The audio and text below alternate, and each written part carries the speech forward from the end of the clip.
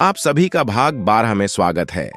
आज हम इस बात पर गौर करेंगे कि क्या परमेश्वर आदम और हव्वा को माफ नहीं कर सकता था।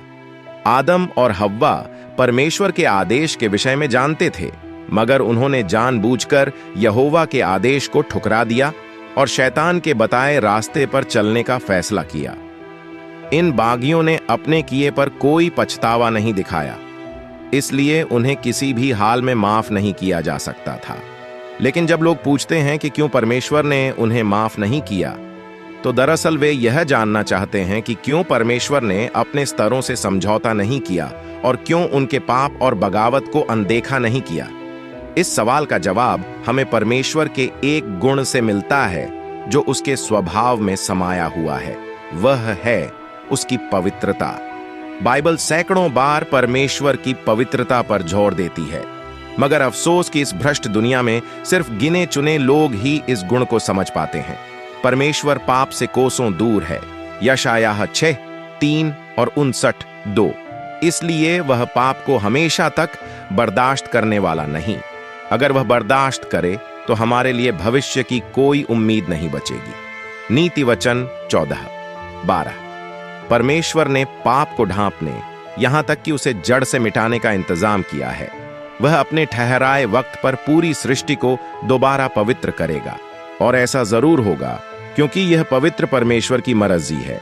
क्या परमेश्वर अदन में उन बागियों को खत्म करके एक नई शुरुआत नहीं कर सकता था?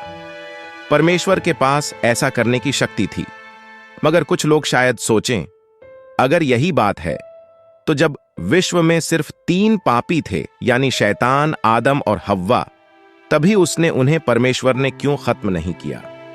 क्या ऐसा करने से पाप और दुखों को बढ़ने से रोका नहीं जा सकता था? आखिर परमेश्वर ने ऐसा कदम क्यों नहीं उठाया? व्यवस्था विवरण 32:4 जवाब देता है, उसकी सारी गति न्याय की है। परमेश्वर में न्याय का जबरदस्त जज्बा है। दरअसल परमेश्वर न्याय से प्रीति रखता है। भजन संहिता 37:28। न्याय से प्रीति रखने की वजह से ही परमेश्वर ने अदन में आदम और हव्वा और शैतान को नहीं मिटाया। आखिर क्यों? शैतान ने अपनी बगावत से यह सवाल खड़ा किया था कि क्या परमेश्वर के हुकूमत करने का तरीका सही है? अप्रत्यक्ष यह एक सवाल था, लेकिन परमेश्वर ने उस परिस्थिति का जवाब अपने उस स्वभाव से जो न्याय युक्त है के द्वारा दिया। भले ही तीनों बागी फौरन नाश किए जाने के लायक थे, मगर परमेश्वर का ऐसा करना उसके न्याय के मुताबिक सही नहीं होता।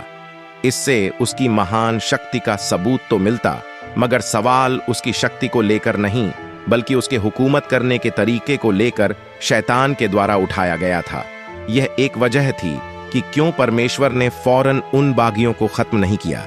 दूसरी वजह थी परमेश्वर का मकसद, जो उसने आदम और हव्वा पर जाहिर किया था। उस मकसद के तहत उन्हें संतान पैदा करके पूरी पृथ्वी को आबाद करना था, उसे खूबसूरत बनाना था और सभी जीव जंतुओं की देखभाल करनी थी। उत्पत्ति 1:28। अगर परमेश्वर ने आदम और हव्वा को वहीं खत्म कर दिया होता तो इंसानों के बारे में उसका ठहराया मकसद अधूरा रह जाता। मगर परमेश्वर के न्याय का गुण ऐसा नहीं था।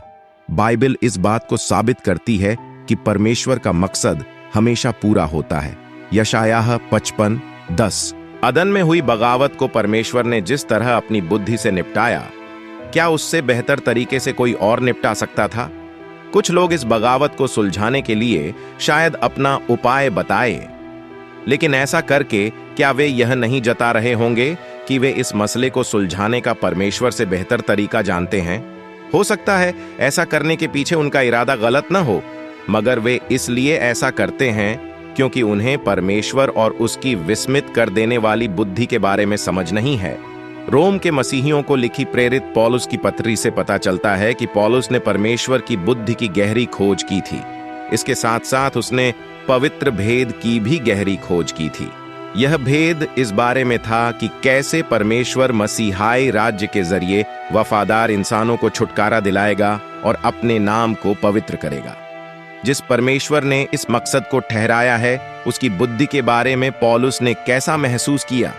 अपनी पत्री के आखिर में उसने कहा, उसी अद्वैत बुद्धिमान परमेश्वर की यीशु मसीह के द्वारा युगानुयुग महिमा होती रहे, आमीन। रोमियो 11, 25 और अध्याय 16 का 25 से 27। पौलुस ने इस बात को समझा कि सिर्फ परमेश्वर ही अद्वैत बुद्धिमान है। पूरे जहान में उससे बुद्धिमान और कोई नहीं।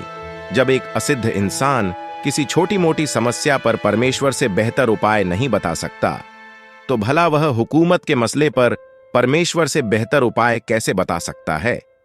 इसलिए हमें लोगों के दिलों में बुद्धिमान परमेश्वर के लिए वही विस्मय की भावना जगाने की जरूरत है जो हमारे दिल में है। अय्यूब 9:4। परमेश्वर की बुद्धि को हम जितनी अच्छी तरह समझेंगे, उतना ही हमारा इस बात पर भरोसा बढ़ेगा कि मामलों को सुलझाने का उसका तरीका ही सबसे बेहतर है। नीतिवचन 3, 5 और 6। इस भाग में इतना ही। अगले भाग में एक नए विषय के साथ दोबारा आपके साथ रूबरू होंगे। आप लगातार प्रार्थना करते रहें और परमेश्वर के जीवित वचन का अध्ययन करते रहें। यदि आपको ये वीडियो पसंद आया है और आपको आशीष मिली है, तो कृपया इस वीडियो को लाइक जरूर करें और शेयर भी करें। धन्यवाद।